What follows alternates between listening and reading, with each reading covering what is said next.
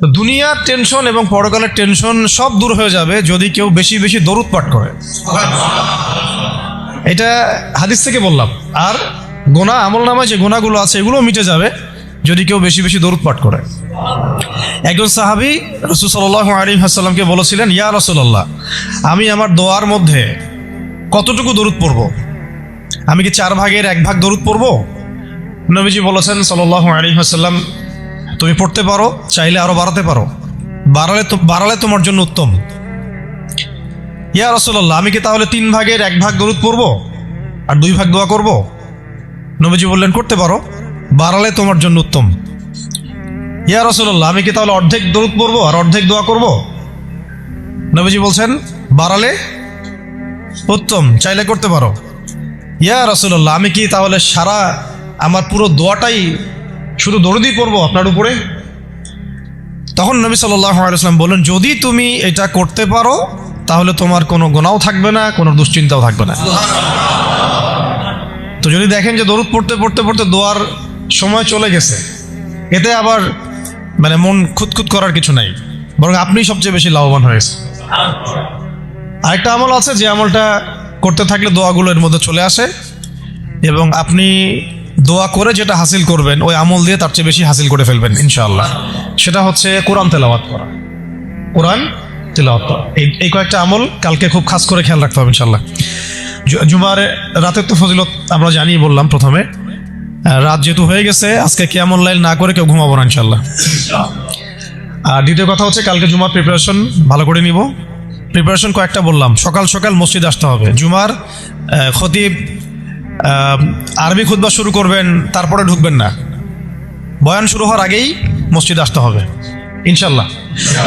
মানুষের সমস্যা থাকতে পারে, ওজর থাকতে পারে, এটা আলাদা বিষয়।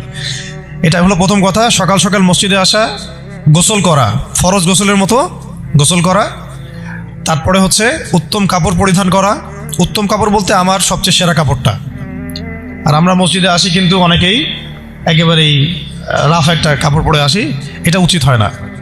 হাদিসে জিবরিল মিশকাত শরীফে আছে, ওখানে দেখবেন জিবরাইল আলাইহিস সালাম মানুষের রূপ ধরে নবী সাল্লাল্লাহু আলাইহি ওয়াসাল্লামের কাছে এসেছিলেন। তার বর্ণনা দিচ্ছেন সাহাবী ওমর রাদিয়াল্লাহু আনহু, তার কাপড়টা ছিল ধবধবে সাদা, কাপড়টা ছিল ধবধবে সাদা এবং চুল কুচকুচে কালো। লা ইউরা আলাইহি আসারুস সাফার, তাকে দেখে মুসাফিরও মনে হচ্ছে না, মানে পরিপাটি হয়ে তিনি মসজিদে এসেছেন। কে? জিবরাইল আলাইহিস সালাম। শিক্ষা দিয়েছেন আমাদেরকে যে মসজিদে আসলে পরিপাটি হয়ে আসতে। খুযু যিনাতাকুম ইনদা কুল্লি মসজিদ, প্রত্যেকবার যখন তোমরা মসজিদে আসবে তখন সুন্দর করে আসো, সুন্দর কাপড় পরে আসো। তাহলে সকাল সকাল মসজিদে আসা, হিসাব করেন কয়টা বলতেছে। 1, সকাল সকাল মসজিদে আসা, ফরজ গোসলের মতো গোসল করা। 3, কে বললাম, আতর খুশবু ব্যবহার করা, উত্তম কাপড় পরিধান করা। 4টা। 5টা হচ্ছে ইমামের কাছাকাছি বসা, ইমামের কাছাকাছি বসার চেষ্টা করা। 6, খুতবা মনোযোগের সাথে শ্রবণ করা। খুতবা দুটোই, বয়ানটাও এবং আরবিটা দুটোই খুতবার অংশ।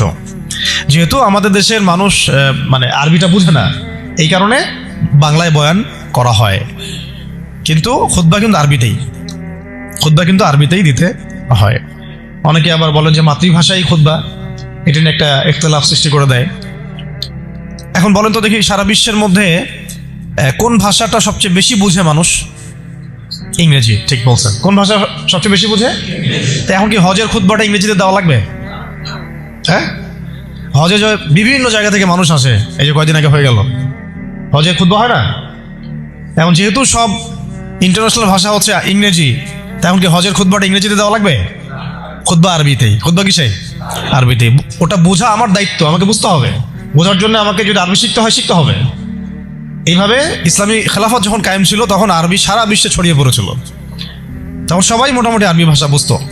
যখন থেকে খেলাফত চলে গেছে, জাতীয়তাবাদ চলে আসছে, আর কয়েকটা তন্ত্রমন্ত্র, ওগুলো নিয়ে পরে কথা বলছি, এগুলো যতদিন আমাদের পর্যন্ত মানে মাথাটা খেয়ে ফেলছে আর কি আমাদের, তখন আরবিটাও আস্তে আস্তে শিক্ষা ব্যবস্থা থেকে উঠে গেছে। এখন আপনি এটা ঐচ্ছিক হয়ে গেছে, আগে বাধ্যতামূলক ছিল। তো খুতবা শুনবেন, খুতবা শোনার পরে খুতবা চলাকালীন কাউকে ডিস্টার্ব করা যাবে না। ডিস্টার্ব করা যাবে না বলতে, কেউ যদি পাশে কথাও বলে তাকে এটাও বলা যাবে না চুপ করো, এটাও বলা যাবে না, উচিত না। সাহাবীরা যদি এমন কেউ একটু বাচ্চা যদি দৌড়াদৌড়ি করতো, তাহলে ছোট ছোট এরকম পাথর রাখতেন সামনে, ওইটা দিয়ে ঢিল দিয়ে সতর্ক করতেন, খুতবা হচ্ছে বসো, মুখ দিয়ে বলতেন না যে বসো। মানে এইভাবে তারা খুতবা শুনতেন।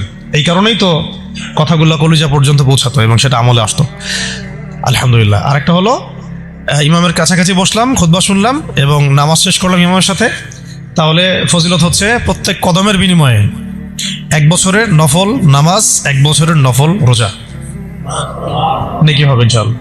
এটা হলো জুমার দিনের প্রথম কাজ। আরেকটা কাজ বললাম, দরুদ বেশি বেশি পাঠ করা। ফজিলত তো আপনারা জানেনই, আমি কয়েকটা বলে দিলাম। একটা হলো যদি টেনশন ফ্রি লাইফ লিড করতে চান তাহলে দরুদ, আর যদি চান আপনি আমার গুনাহ মাফ হয়ে যাক তাহলে দরুদ, বেশি বেশি দরুদ। এমনকি যদি আপনি চান যে আপনার দোয়া বেশি বেশি কবুল হোক তাহলেও দরুদ। মনে করেন আমি তাওহীদপন্থী, সুন্নাহর অনুসারী, হালাল খাই, দোয়াও করছি, জায়েজ দোয়া, এই দোয়াটাও আসমানে ঝুলে থাকবে। এই দোয়াটা কোথায় ঝুলে থাকবে? আসমানে ঝুলে থাকবে। এটা রবের কবুলিয়াত পাওয়ার জন্য যে মাধ্যম সেটা হলো দরুদ। দরুদ পড়বেন, এটা উঠে যাবে ইনশাআল্লাহ। যেই নবীর এত বড় শান, এত বড় মর্যাদা, সেই নবীকে আজকে বাংলাদেশের মাটিতে কিভাবে কটূক্তি করা হচ্ছে খেয়াল করছেন? এগুলো নিয়ে কথা বলা হয়। দেখা যায় রাষ্ট্র তো এখন আসলে ইসলামিক রাষ্ট্র আর নাই। ওইটা তো একসময় ছিল ইসলামিক খেলাফা, এখন চলতেছে সব আমেরিকান প্রেসক্রিপশনে আর কি। কেউ চালায় ভারতের প্রেসক্রিপশনে, কেউ চালায় আমেরিকার প্রেসক্রিপশনে, কেউ চালায় পশ্চিমাদের প্রেসক্রিপশনে। রাসূল সাল্লাল্লাহু আলাইহি ওয়াসাল্লামের সিরাত অনুযায়ী কেউ রাষ্ট্র চালায় না। তো সিরাত অনুযায়ী রাষ্ট্র চালালে এরকম সাতেমদেরকে ধরে কল্লা নামায় দেওয়া লাগতো। এখন দেদারসে দেখেন যেখানে সেখানে বাক স্বাধীনতার নামে যেই নবীর উপর দরুদ না পড়লে আপনার দোয়া পর্যন্ত কবুল হবে না, সেই নবীকে কিভাবে গালিগালাজ করা হচ্ছে। নাউযুবিল্লাহি মিন যালিক। কি করবেন? প্রতিবাদ করতে গেলে আমরা দেখলাম যে মামলা করা হলো, মামলার পরে সেই আইনের ধারাটাই বাতিল করে দেওয়া হলো। আইনের ওই ধারাই বাতিল করে দেওয়া হলো। কি আইন! নিজের স্বার্থে যখন তখন করাও যায়, আবার বাতিলও করা যায়। এই জন্যই তো আমরা বলি মানবরচিত আইনগুলো হচ্ছে তাগুত। মানবরচিত আইনগুলো কি? তাগুত মানে কি? তাগুত মানে শয়তান। তাগুত মানে কি? শয়তানের একটা ভার্সন, মানে আপগ্রেডেড ভার্সন হচ্ছে তাগুত। প্রোম্যাক্স তাগুত, শয়তান প্রোম্যাক্স, এটা হচ্ছে তাগুত। তো আল্লাহর আইন বাদ দিয়ে যখন মানুষ নিজের আইন রচনা করে তখন এরকম অবস্থা হয়। যে আইন রাসূলের শানে কটূক্তিকারীর বিচার করতে পারে না, সেই আইন আপনাকে সমাজে শান্তি দিবে, ইনসাফ দিবে? এই জিনিসটা আমাদের বুঝে আসতেছে না। এখন আমরা ঘুরে ফিরে আবার সেই ওই তন্ত্র মন্ত্রের পিছনে ছুটতেছি। এখনো শরিয়া ইমারা খেলাফতের কথা আমরা বুঝতে পারতেছি না। তবে বুঝি আর না বুঝি ইনশাআল্লাহ সামনে এটা কায়েম হবেই। এটা নিয়ে কোনো সন্দেহ নাই, লা শাক্কা ফি, কোনো সন্দেহ নাই, এটা সামনে কায়েম হচ্ছেই, এটা কেউ ঠেকাতে পারবে না। তো যাই হোক, আরেকটা আমল ছিল জুমার দিন, সেটা হচ্ছে সূরাতুল কাহাফ তেলাওয়াত করা। কোন সূরা? সূরা কাহাফ কোনোভাবেই ছাড়বেন না। এটা আমি মানে জোর দিয়ে এই কারণে বলছি, সূরা কাহাফ যারা নিয়মিত পড়ে, অন্তত প্রত্যেক জুমায় পড়ে, তাদের কলবের চোখ খুলে যাবে। কলবের চোখ না খুললে আপনি বাস্তবতা বুঝতে পারবেন না, কোনটা হক কোনটা বাতিল, কোনটা ন্যায় কোনটা অন্যায়, কোনটা সহি কোনটা গলত, ঠিক আছে? কোনটা ন্যায় কোনটা অন্যায়, কোনটা জুলুম কোনটা ঈমান কোনটা কুফর, এই যে পার্থক্য তাওহীদ শিরক, আসলে এই সত্য কোনটা মিথ্যা কোনটা, এই যে গোলকধাঁধা এখন চলতেছে সারা বিশ্ব জুড়ে, এইটা আপনি ভিতরের চোখ ছাড়া দেখতে পারবেন না। বাইরের চোখ দিয়ে দেখলে অনেক কিছুই অনেক রকম মনে হবে, কিন্তু আসলে বাস্তবতা এমন না। বাইরের চোখ দিয়ে দেখলে অনেক কিছুই মনে হবে খুব ভালো, আসলে ওটার ভিতরে কুফরি আছে। বাইরের চোখ দিয়ে দেখলে মনে হবে খুব সুন্দর, আসলে ওর মধ্যে শিরক আছে। এই যে অন্তর্দৃষ্টি, আমরা একটা কথা বলি হিকমা আল বাসীরা, প্রজ্ঞা, বাংলা ভাষায় বলে কি প্রজ্ঞা, দূরদর্শিতা, বাংলা ভাষায় বলে দূরদর্শিতা, এটা হাসিল হবে সূরা কাহাফ তেলাওয়াত করলে। আর শেষ জামানায় এই দূরদর্শিতার দরকার এত বেশি, এই আমলগুলো জুমার দিন ছাড়া ঠিক হবে না কোনোভাবেই। তো প্রতি সপ্তাহে আমলগুলো জারি থাকবে ইনশাআল্লাহ। আল্লাহ পাক সবাইকে করার তৌফিক দান করেন। তো আজকে আমি লম্বা আলোচনা করার সময় পাচ্ছি না, ইনশাআল্লাহ আপনাদের সাথে আবার দেখা হবে ইনশাআল্লাহ। কোনো একদিন দিনের বেলা এসে লম্বা সময় দেওয়ার চেষ্টা করবো ইনশাআল্লাহ। তো আজকে আমি জাস্ট একটা সূরা নিয়ে কথা বলতে যাচ্ছি আপনাদের সাথে। শুধু একটা ছোট্ট সূরা, ইনশাআল্লাহ অন্য কোনো দিন আরও বিষয়ভিত্তিক আলোচনা হবে। এই সূরাটা হচ্ছে সূরা কাফিরুন। কোন সূরা? সূরা কাফ। সবাই জানি না সূরাটা? কিছু বিষয় আছে এই সূরার মধ্যে যেগুলো আমরা অনেকে জানি কিন্তু বুঝতে পারছি না। ওইটা বোঝানোর জন্য আমি একটু পুরাতন আলোচনা নতুন করে করার চেষ্টা করছি আর কি। তার আগে একটা ফজিলত বলি যে সূরা কাফিরুন যে ব্যক্তি রাতের বেলা তেলাওয়াত করবে, ঘুমানোর আগে তেলাওয়াত করবে আর কি, আল্লাহ রাব্বুল আলামিন তাকে শিরকের পাপ থেকে হেফাজত করবেন। মনে রাখবেন যে জাহান্নামে যাবে সবচেয়ে বেশি মানুষ শিরকের পাপের কারণে। কোন পাপের কারণে? শিরকের পাপের কারণে। এবং শিরকের পাপ এমন পাপ যেই পাপটা আল্লাহ রাব্বুল আলামিন ক্ষমা করেন না, ওই অবস্থায় মারা গেলে ক্ষমা করেন না। কিন্তু তওবা করলে, জীবদ্দশায় তওবা করলে ইনশাল্লাহ মাফ হতে পারে, অবশ্যই হতে পারে। কিন্তু ওই শিরকের পাপ নিয়ে কেউ যদি মারা যায়, আল্লাহ রাব্বুল আলামিন এই পাপটাকে ক্ষমা করবেন না। এটা সূরা নিসার মধ্যে অনেকবার বলা হয়েছে, ইন্নাল্লাহা লা ইয়াগফিরু আন ইউশরাকা বিহি ওয়া ইয়াগফিরু মা দুনা যালিকা লিমান ইয়াশা। নিশ্চয় আল্লাহ রাব্বুল আলামিন শিরকের গুনাহকে মাফ করেন না, কিন্তু অন্য যে কোনো বড় গুনাহ হোক আল্লাহ পাক যাকে ইচ্ছা মাফ করতে পারেন, যাকে ইচ্ছা আল্লাহ মাফ করতে পারেন। এখন এই শিরকের পাপ থেকে বাঁচাবে কোন সূরা? সূরা কাফিরুন। রাতের বেলা তেলাওয়াত করতে হবে অন্তত একবার। রাতের আরো অনেক আমল আছে, এটা তো আপনারা জানেনই। অন্তত পক্ষে এই আমলগুলো করবেন। সূরা ফালাক, নাস, ইখলাস এগুলো পড়বেন। শেষ রাতে মোনাজাত করবেন, 2 রাকাত নফল হলেও পড়ার চেষ্টা করবেন। আল্লাহ পাক সবাইকে তৌফিক দান করেন। আর ঘুমানোর আগে সূরা বাকারার শেষের 2টা আয়াত পড়বেন বা 3টা আয়াত পড়বেন। সারা রাতের ইবাদতের নেকি হয়ে যাবে ইনশাআল্লাহ। সুবহানাল্লাহ। 33 বার সুবহানাল্লাহ পড়বেন, 33 বার আলহামদুলিল্লাহ পড়বেন, 34 বার আল্লাহু আকবার পড়বেন। এছাড়াও তো আছে আল্লাহুম্মা বিইসমিকা আমুতু আহইয়া। এছাড়াও আরও অনেক দোয়া আছে, কয়েকটা বললাম। সূরা মুলক তেলাওয়াত করতে পারেন যদি সময় হয়, এবং করা উচিত, কারণ সূরা মুলকের তেলাওয়াত কবরের আযাব থেকে বাঁচাবে ইনশাআল্লাহ। এগুলো আমল করবেন। আমলটা বাড়ানোর চেষ্টা করতে হবে এই কারণে যে যার আমল বেশি তার মধ্যে নূর বেশি, আল্লাহ পাকের মারিফত বেশি, তার মধ্যে দ্বীনের ফিকিরও বেশি থাকবে এবং তার দোয়াও বেশি কবুল হবে ইনশাআল্লাহ। সে আল্লাহকে পাবে, কাছে পাবে। আমল ভালো হলে আখলাক ভালো হবে, আখলাক ভালো হলে তার দ্বারা সমাজ উপকৃত হবে। এবং আমরা খেয়াল করে দেখেছি সিরাতের কিতাবগুলোতে সাহাবায়ে কেরাম জিহাদের মাঠেও মেসওয়াক ছাড়তেন না, মানে আমলে তারা গুরুত্ব দিতেন, খুব বেশি আমলের প্রতিযোগিতা করতেন, কে কত বেশি আমল করতে পারে। একজন সাহাবী খুঁটির সাথে নিজেকে বেঁধে রাখছিলেন, যে ঘুম আসে, নামাজ পড়তে পড়তে ঘুম আসে, খুঁটির মধ্যে বেঁধে রেখেছেন নিজেকে, ঘুমে পড়ে না যান। তো পরে নবী সাল্লাল্লাহু আলাইহি ওয়াসাল্লাম বললেন যে এত মানে অতিরিক্ত কষ্ট না করতে বললেন। আল্লাহ পাক তো সবসময় তোমার ইবাদত কবুল করতে পারেন, নিজের উপর এহসান করো, নিজের শরীরের হক আদায় করো।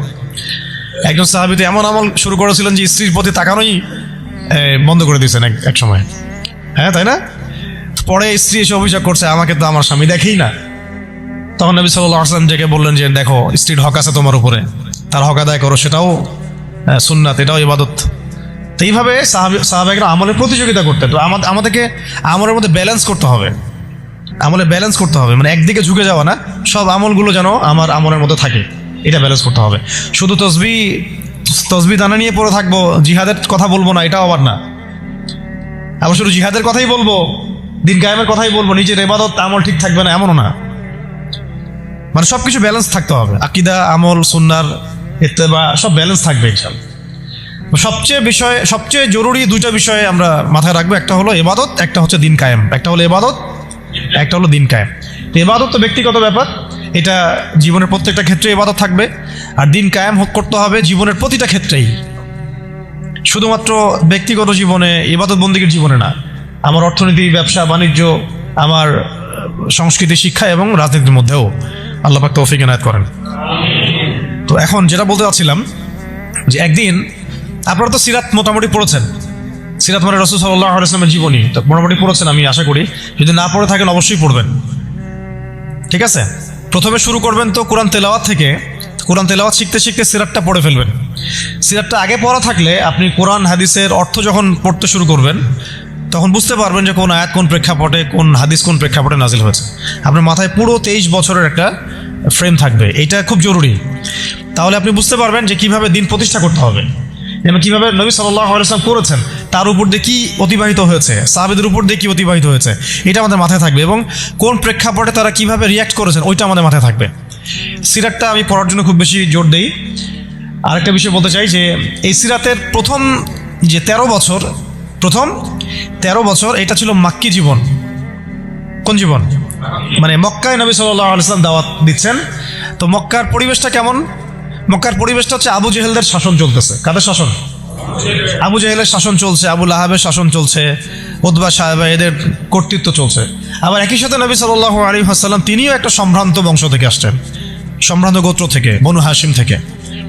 তো তার গোত্রের মর্যাদা অনেক বেশি, ঠিক আছে। আর এদিকে বনু মাখজুম, বনু বনু এই তাইম, বনু তাই, বনু আদি, আরও অনেক গোত্র আছে। তো তারাও কিন্তু মোটামুটি প্রভাবশালী।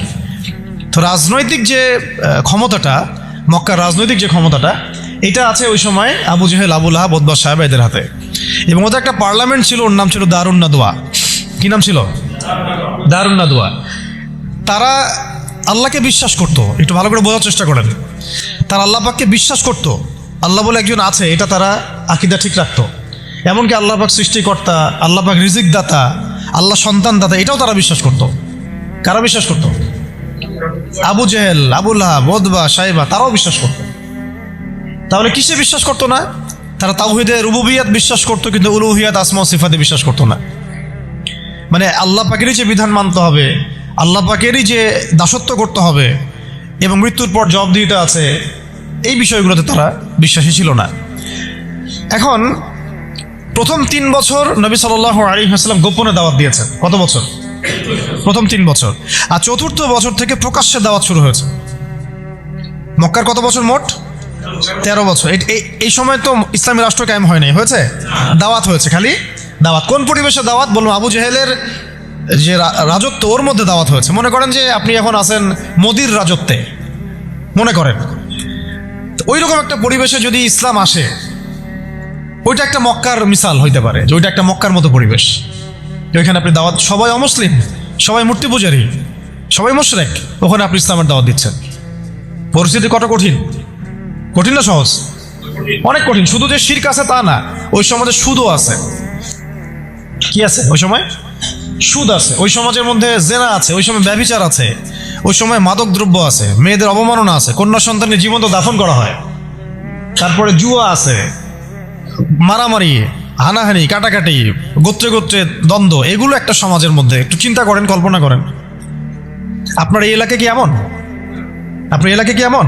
না। কিন্তু ওই বিষয়গুলোর কিছু কিছু বিষয় তো অবশ্যই এখনো আছেই, বরং এমন কিছু বিষয় আছে যেগুলো আগের চেয়ে বেশি আছে। না, আইয়ামে জাহিলিয়াতের যে কথাটা বলছি, আইয়ামে জাহিলিয়াতে কিন্তু সমকামিতা ছিল না এত বেশি। আপনার পুরো বাংলাদেশে এখন সমকামিতা আইয়ামে জাহিলিয়াতে যে বেশি। ওই আইয়ামে জাহিলিয়াতে আপনার ট্রান্সজেন্ডার ছিল না, আপনার বাংলাদেশে আছে এখন। আইয়ামে জাহিলিয়াতে পর্নোগ্রাফি ছিল না। পর্নোগ্রাফি মানে মোবাইল ফোনে তো বুঝে নিত, এগুলো ছিল আইয়ামে জাহিলিয়াতে? ছিল না। প্রযুক্তির এত উৎকর্ষ ছিল না যেটা দিয়ে এরকম বোম টোম ফেলে, পারমাণবিক বোম দিয়ে মানুষকে মেরে ফেলা যায়। ছিল না। এরকম এয়ারক্রাফট নিয়ে গাজার উপর দিয়ে গেল, বোম ফেলে দিল, মেরে ফেললো শিশুদেরকে, এমন ছিল? মানে অনেক ব্যাপার আমি আপনাকে দেখাতে পারবো যেগুলো আইয়ামে জাহিলিয়াতের চাইতে এখন অনেক বেশি আছে, শয়তানি। কিন্তু কিছু কিছু বিষয় ছিল যেগুলো আবার আইয়ামে জাহিলিয়াতে ছিল না। এক কথায় আমরা এটা বলতে পারি যে নবী সাল্লাল্লাহু আলাইহি ওয়াসাল্লাম যখন নবী হয়ে এসেছেন, তখন 23 বছরের মধ্যে তিনি আইয়ামে জাহিলিয়াতকে কবর দিয়ে গেছেন। কিন্তু যখন থেকে আবার খোলাফায়ে রাশেদা শাসন চলে গেছে, ইসলামী খেলাফতগুলো আস্তে আস্তে আস্তে আস্তে অ্যাবলিশ হয়ে গেছে, তখন আবার নতুন করে জাহিলিয়াতগুলো এই সমাজে, শুধু সমাজে না, সমাজে, রাষ্ট্রে, বিশ্বের বুকে একেবারে একদম ঢুকে গেছে। না মানে একদম শেকড় গেড়ে ফেলছে। এখন সময় হচ্ছে ওই আবার নতুন শেকড় গাড়া জাহালাতগুলোকে উপড়ে ফেলার, এটা সময় এখন। এই জন্য পরিস্থিতিটা বুঝতে হবে যে নবী সাল্লাল্লাহু আলাইহি ওয়াসাল্লাম কোন জায়গায় দাওয়াতের কাজ করছিলেন। চোখ বন্ধ করে চিন্তা করেন যে একটা সমাজের মধ্যে খালি মূর্তি, সবাই মূর্তি পূজা করে, সবাই সুদ খায়, ধরেন সবাই, বেশিরভাগই দেখা যায় জেনা করে, মেয়েদের তেমন কোনো বৈবাহিক অধিকার নাই, সম্পত্তির অধিকার নাই, বাচ্চাকে কবর দিয়ে দিচ্ছে জীবন্ত, মদ খাচ্ছে মানুষ, জুয়া খেলতেছে, মারামারি করছে, ইত্যাদি ইত্যাদি ইত্যাদি। এরকম একটা অবস্থায় রাসূলুল্লাহ সাল্লাল্লাহু আলাইহি ওয়াসাল্লাম ইসলামের দাওয়াত দেওয়া শুরু করলেন। দাওয়াত দিতে দিতে প্রথম 3 বছর তিনি গোপনে দাওয়াত দিয়েছেন, গোপনে গোপনে গোপনে দাওয়াত দিয়েছেন। ওই সময় কিন্তু তৈরি হয়েছে আবু বকর রাদিয়াল্লাহু আনহু, ওসমান রাদিয়াল্লাহু আনহু, আলী ইবনে আবি তালেব, যায়েদ ইবনে হারুসা, এই সাহাবায়ে কেরাম তৈরি হয়েছেন ওই সময়। আব্দুল্লাহ বিন মাসউদ, বিলাল ইবনে রাবাহ, এই সাহাবায়ে কেরাম তৈরি হয়েছেন কিন্তু ওই প্রথম 3-4 বছরে। এরপর যখন প্রকাশ্যে দাওয়াত দেওয়া শুরু করলেন, যখন ওমর এবং হামজা রাদিয়াল্লাহু আনহু তাদের মতো সাহাবীর ইসলাম কবুল করলেন, প্রকাশ্যে দাওয়াত শুরু হলো, তখন হকার বাতিলের দ্বন্দ্ব শুরু হলো। মানে সত্য নিয়ে আপনি যখন মাঠে নামবেন তখনই মিথ্যার সাথে দ্বন্দ্ব শুরু হবে। এটার নিয়ম, চিরায়ত নিয়ম। ব্যাস আবু জেহেল, আবু লাহাব, উতবা, সাইবারা তো খেপে গেল। এখন এমন কোনো পথ পদ্ধতি নাই যেটা তারা অ্যাপ্লাই করে নাই। প্রথমে আঘাত করলো এভাবে, আরে ওর কথা শোনার দরকার নাই, সে তো মাজনুন। ব্যক্তিগত আক্রমণ খেয়াল করে দেখবেন, এখনও আপনি বাংলাদেশে দাওয়াতের কাজ শুরু করেন, সবার আগে আপনি শয়তানদের পক্ষ থেকে, মানে মানুষ এবং জিন শয়তান উভয়, দুটোর কথাই বলতেছি, শয়তানদের পক্ষ থেকে সবার আগে বাধা পাবেন। আপনার ব্যক্তি নিয়ে সবার আগে আক্রমণ করা হবে, আগে ব্যক্তিগত জীবনে আক্রমণ করা হবে। আগে আপনাকে রাষ্ট্রীয় নির্যাতনের শিকার করা হবে না, ওটা পরে আসবে, শেষে আসবে। আগে ব্যক্তি থেকে, তারপর পরিবার থেকে, সমাজ থেকে, ধর্মনেতা থেকে, তারপর রাষ্ট্র থেকে, এইভাবে বাধা আসে আর কি। তো রাসূল সাল্লাল্লাহু আলাইহি ওয়াসাল্লামকে প্রথমে বলা হচ্ছিল যে মাজনুন, নাউযুবিল্লাহ মিন যালিক, সাহের, জাদুঘর, নাউযুবিল্লাহ, ফারিকুল জামাত বিভক্ত করতেছে, নাউযুবিল্লাহ। তারপরে বলা হচ্ছে আর কি বলেন, শায়ের, কবি, আর এরকম প্রায় 8-10টা কথা বলা হচ্ছিল, 8-10টার মতো কটাক্ষ করা হচ্ছিল প্রথম 3 বছরে। কিন্তু তেমন কোনো শারীরিক নির্যাতন করা হচ্ছিল না প্রথমে, আগে এভাবে ব্যক্তিকেন্দ্রিক আক্রমণ করা হচ্ছে। এরপর আল্লাহ পাক জবাব দিচ্ছেন, কোরআন নাজিল হচ্ছে, প্রত্যেকটার অ্যান্সার আসতেছে কোরআনে, তাই না? দাওয়াতের গতি বাড়তেছে, আলহামদুলিল্লাহ। মানুষ তো একবার ইসলামে আসলে আর ফিরে যাচ্ছে না, জান্নাতের খবর পেয়ে গেছে মানুষ। কোথায় ছিলাম, অন্ধকার থেকে আলোতে চলে আসছে। আর যারা এই নূরের স্বাদ একবার পেয়েছে তারা কি আর ফিরে যাবে? এখনো দেখেন অনেক বড় বড় পাপী মানুষ, আমরা নিজেও দেখেছি, নিজেরাও অনুভব করেছি, বহু বড় বড় পাপী মানুষ রাসূল সাল্লাল্লাহু আলাইহি ওয়াসাল্লামের রওজার সামনে গিয়ে সালাম দিয়েই একেবারে তওবা করে খাঁটি মুমিন হয়ে গেছে। বহু মানুষ আছে এমন, অনুভূতি কাজ করে ওখানে গেলে। একটা অনেক পাপী মানুষ ছিল, কাবাঘর ধরে যেই টাচ করছে কাবাঘরে, চোখ দিয়ে দরদর করে পানি পড়া শুরু হয়েছে, সে তার লাইফকে সংশোধন করে নিয়েছে। আর সেখানে তো সাহাবীরা রাসূলের কাছে যাচ্ছেন, তার দরবারে বসছেন, হাতে হাত রেখে বায়াত করতেছেন, তাকে তার পা ধুয়ে দিচ্ছেন, তাকে ওযু করায় দিচ্ছেন, সারাদিন তারা রাসূল সাল্লাল্লাহু আলাইহি ওয়াসাল্লামের সাথেই আছে। কত বড় সৌভাগ্যের বিষয়। এখন প্রথমে যখন দেখা গেল এইসব দিয়ে কাজ হচ্ছে না, তারপর তারা অর্থনৈতিক চাপ দেওয়া শুরু করলো, সামাজিক বয়কট করা শুরু করলো। কারা? আবু জেহেল, আবু লাহাব, উতবা, সাইবা। আমি কিন্তু এই কয়েকটা নাম বলছি, এটা কিন্তু শুধু নাম না, এটা একটা ক্যারেক্টার, চরিত্র। আজকের বিশ্ব আবু জেহেল আছে, আবু লাহাব আছে, উতবা, সাইবার আছে না? সেম পদ্ধতি তারাও কিন্তু অবলম্বন করতেছে ইসলামকে দমন করার জন্য। সেম এটা মিলাই নেবেন আপনারা সিরাত থেকে। এবার শুনেন, অর্থনৈতিক চাপ দিয়ে কোনো কাজ হচ্ছে না, ব্যক্তিগত আক্রমণ করে কাজ হচ্ছে না, শারীরিক নির্যাতন করেও কাজ হচ্ছে না। সাহাবীদেরকে মেরে ফেলা হচ্ছে, সুমাইয়া রাদিয়াল্লাহু আনহাকে মেরে ফেলা হয়েছে না, শহীদ করা হয়েছে। তারপরে ইয়াসির রাদিয়াল্লাহু আনহুকে শহীদ করা হয়েছে মক্কায়। এরকম সাহাবীদেরকে নির্মম নির্যাতন করা হচ্ছে, বেলাল রাদিয়াল্লাহু আনহুকে পিটানো হচ্ছে, ওসমান রাদিয়াল্লাহু আনহুকে পর্যন্ত মারা হয়েছে, আবু বকর রাদিয়াল্লাহু আনহুকে উতবা মেরেছে একদিন, লাআনাহুল্লাহ। এখন শারীরিক নির্যাতন করে কোনো কাজ হচ্ছে না, ঈমান থেকে সরানো যাচ্ছে না, অর্থনৈতিক বয়কট করে কাজ হচ্ছে না। 3 বছর বয়কট করে দিল বনু হাশেমকে, মনে আছে আপনাদের? গাছের ছালপাতা খেয়ে তারা থাকলেন শিয়াবে আবু তলেবে। 3 বছর বয়কট, সমাজ থেকে বয়কট, গালিগালাজ করে কোনো কাজ হচ্ছে না। এমনকি জীবন কেড়ে নিয়েও, জান নিয়েও কোনো কাজ হচ্ছে না। এই আন্দোলন, এই লা ইলাহা ইল্লাল্লাহ মুহাম্মাদুর রাসূলুল্লাহ বিপ্লবী কালিমাকে থামানো যাচ্ছে না। কোন পরিবেশে? আমাদের মতো অনুকূল পরিবেশে না, মনে করেন ভারতের মতো প্রতিকূল পরিবেশে। মনে করেন, বোঝানোর জন্য বললাম যে একটা গভর্নমেন্ট আছে, সে চরমভাবে ইসলাম বিদ্বেষী, সে তার গুন্ডাবান্ডা দিয়ে মুসলিমদেরকে পিটাচ্ছে আর মারতেছে, এখন যেখানে সেখানে দেখতেছেন না? রাষ্ট্রীয়ভাবে মুসলিম দমন হচ্ছে। একটা তো হলো রাষ্ট্রীয়ভাবে না, মানে অরাজনৈতিকভাবে কেউ ইসলামের বিরোধিতা করতেছে, সেটা আলাদা ব্যাপার। একটা হচ্ছে রাষ্ট্রীয়ভাবে ইসলামকে দমন করা হচ্ছে। কোথায়? ভারতে, সবাই জানি। তো রাষ্ট্রীয়ভাবে দেখেন গাজ্জাকে আজকে ধ্বংসস্তূপে পরিণত করা হলো বৈশ্বিকভাবে। জাতিসংঘের প্রত্যক্ষ মদত এগুলো হয়েছে, আমেরিকার প্রত্যক্ষ সহযোগিতা এগুলো হয়েছে, পশ্চিমাদের প্রত্যক্ষ মদত এগুলো হয়েছে।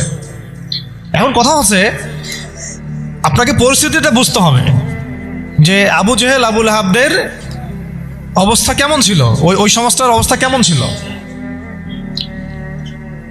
প্রতিকূল পরিবেশে দাওয়াতের কাজ করা হচ্ছে, তারা একটার পর একটা অস্ত্র প্রয়োগ করছে, কিন্তু কোনো অবস্থাতেই মুসলমানদেরকে থামানো যাচ্ছে না। তাদের সংখ্যা কি বাড়ছে না কমছে? মুসলিমদের সংখ্যা বাড়ছে না কমছে? আবার বলেন, মুসলিমদের সংখ্যা কি বাড়ছে না কমছে? বাড়ছে আর বাড়ছে আর বাড়ছে, দিন দিন বাড়ছে। কত নির্যাতন হচ্ছে, শারীরিকভাবে মারা হচ্ছে, অর্থনৈতিক নিষেধাজ্ঞা দেওয়া হচ্ছে, সমাজ থেকে বয়কট করা হচ্ছে, তারপর সম্পত্তি থেকে বঞ্চিত করা হচ্ছে, বাবা ছেলেকে তাড়াই দিচ্ছে, মা ছেলেকে তাড়াই দিচ্ছে। কি একটা অবস্থা! অবস্থা কি ভাবতে পারছেন কেমন জটিল অবস্থা? এত কিছু করেও যখন কোনো কাজ হলো না, তখন আবু জেহেল আবু লাহাব উতবা সাহেবারা একটা নতুন ফর্মুলা নিয়ে আসলো। এখন তারা নতুন একটা ফর্মুলা নিয়ে আসছে। এই ফর্মুলাটার নাম হচ্ছে আপোষকামিতা বা সন্ধি করা। এটার নাম কি? আপনারা খেয়াল করে দেখবেন, আমি একটু বলে নেই 1 মিনিট। ওই আইয়ামে জাহিলিয়াতে যে জাহালাতগুলো আপনি দেখছেন, শিরকের জাহালাত, সুদের জাহালাত, রিবা, তারপরে মাদক, তারপরে জেনা, ব্যভিচার, গোত্রীয় হানাহানি, সব আপনি এখনকার বিশ্বে দেখতে পারবেন। কিন্তু যখন দেখা যাবে মুসলিমরা খুবই শক্ত অবস্থায় আছে ইমানের দিক থেকে, কোনো অবস্থায় টলানো যাচ্ছে না, ঠিক যেমন সাহাবীদের মতো, তখন তারা নতুন একটা ফর্মুলা নিয়ে আসবে। কি ফর্মুলা? এই যে এই ফর্মুলাটা, সন্ধি, ঐক্য, মৈত্রী, মানবতা, এইসব শব্দ কিছু নিয়ে আসবে। নিয়ে এসে বলবে, ঠিক আবু জেহেল যেভাবে বলছিল যে, হে মুহাম্মদ, তুমি তো আমাদের সন্তান, আমাদের তো ভাতিজা, তাই না? চাচা ভাতিজা সম্পর্ক আমাদের, তো তোমাদের সাথে আমাদের এত দ্বন্দ্বের তো দরকার নাই। একটা কাজ করো, আসো তোমরা একটা বছর আমাদের লাত, উজ্জা, হবল, মানাতের ইবাদত করো, আমরা 1 বছর তোমার আল্লাহর ইবাদত করব। কেমন মনে হচ্ছে প্রস্তাবটা? বলেন, কার প্রস্তাব? আবু জেহেল আবু লাহাব উতবা সাহেবাদের প্রস্তাব। এটার সাথে আজকে বিশ্ব মিলাই নিয়েন, ওটা আপনারা মিলাবেন। আমি ধরাই দিচ্ছি, মিলাবেন কারা নিজেই বুঝতে পারবেন আপনি যে কথা কোন দিকে যাচ্ছে এখনকার প্রেক্ষাপটে আর কি। 1 বছর তোমরা আমাদের লাত, উজ্জা, হবল, মানাতের ইবাদত করো, আর 1 বছর আমরা তোমার আল্লাহর ইবাদত করব। এখন সরাসরি এইভাবে আপনাকে বলবে না যে তোমরা ইসলাম ছেড়ে দাও, তোমরা সবাই ইসলাম ছেড়ে কাফের হয়ে যাও, হিন্দু হয়ে যাও, খ্রিস্টান হয়ে যাও, ইহুদি হয়ে যাও। এরা একটা বলবে না আপনাকে, এই শয়তানরা। বরং এরা আপনাকে কি বলবে জানেন? তোমরা মুসলমানই থাকো, ঈসাই মুসলিম হয়ে যাও। কি বলবে? মুসলমান থাকো, কি হয়ে যাও? ঈসাই মুসলিম হয়ে যাও, এটাও তো মুসলিম। তোমরা মুসলমান থাকো, ওই কাদিয়ানি মুসলিম হয়ে যাও। কি মুসলিম হয়ে যাও? এটা ওই যে খাচ্ছেন আপনারা, এটা এই তো জাহালাত, সব কাদিয়ানি তো। এগুলো এগুলো এগুলো এগুলো এগুলো না খাওয়া সওয়াবের কাজ। এটা না খাওয়া, না কেনা, এদের সাথে ব্যবসা বাণিজ্য না করা আপনার সওয়াবের কাজ, করাটা গুনাহের কাজ। এই ফতোয়াটা কি আমাদের ওস্তাদরা দিতে পারবেন না? এটা আমি কি ভুল ফতোয়া দিয়েছি? একটা হচ্ছে সাতেম, যে আল্লাহ রসুলকে গালি দেয়, আর একটা হচ্ছে সে নিজেকে নবী দাবি করে। কে বড় পাপী? দুটা তো পাপী, অবশ্যই দুটাই তো পাপী, দুইটাই মুরতাদ, দুটাই হত্যাযোগ্য অপরাধ করছে। কিন্তু একজন বলছে যে আমি নিজেই নবী, আর একজন নিজেকে নবী দাবি করে নেই, বলছে মুহাম্মদ, নাউজুবিল্লাহ, সে নাউজুবিল্লাহ একটা কথা বলে ফেলছে, নাউজুবিল্লাহ মিন যালিক, আমরা বলতে পারবো না। এখন কথা হচ্ছে দুজনেই কিন্তু সাতেম, দুজনেই কিন্তু মুরতাদ, উভয়কেই হত্যা। ইসলামী ফিকহে এটাই আছে। কিন্তু এর মধ্যে বড় পাপীটাকে, যে নিজেকে, তো ওই যে খাচ্ছেন গ্রামাঞ্চলের মানুষ, সহজ সরল মানুষ, এগুলো বুঝতেও পারছে না যে কোন ফাঁদে পড়ে গেছে মানুষ। আল্লাহ আমাদেরকে বোঝার তৌফিক দান করেন। আর তারা এই নীরবে নীরবে নীরবে তাদের শিকড়টাকে শক্ত করেছে, অর্থনৈতিক ভিত্তি শক্ত করেছে, তাদের জনবল বাড়াইছে, বিভিন্ন জায়গায় তারা জায়গাটাকে কিনে ফেলছে। এমনও সাতক্ষীরার মধ্যে একটা আমরা গ্রামে গিয়েছিলাম যেখানে ওদেরই সংখ্যা বেশি, মুসলমানদেরকে তারা ওই দোকান ভাড়া দিচ্ছে। আমরা তো আসি ওই যে হাত বাঁধবো কোথায়, তাই না, এই যে এগুলো নিয়ে। আর এদিকে যে কি অবস্থা ভিতরে, যে মানে আমাদের কি অবস্থা, এটা এটা এটা বোঝার জন্য সূরা কাহাফ তেলাওয়াত করেন, তাহলে বুঝতে পারবেন ইনশাআল্লাহ। তা আমি বলছিলাম যে ওটা অন্য প্রসঙ্গ, এটা নিয়ে আপনারা খতমে নবুয়ত একটা বিভাগই আছে মার্কাজুদ দাওয়ায়, খতমে নবুয়ত বিভাগ আছে একটা, ওই খতমে নবুয়তের অনেক কিতাব, অনেক আর্টিকেলস সব ছাপানো হয়ে গেছে। এগুলো আপনারা পড়লেই বুঝতে পারবেন কত বড় ধোঁকাবাজি, কত বড় প্রতারণা। এটা নিয়ে ইনশাআল্লাহ আরেকদিন কথা বলবো।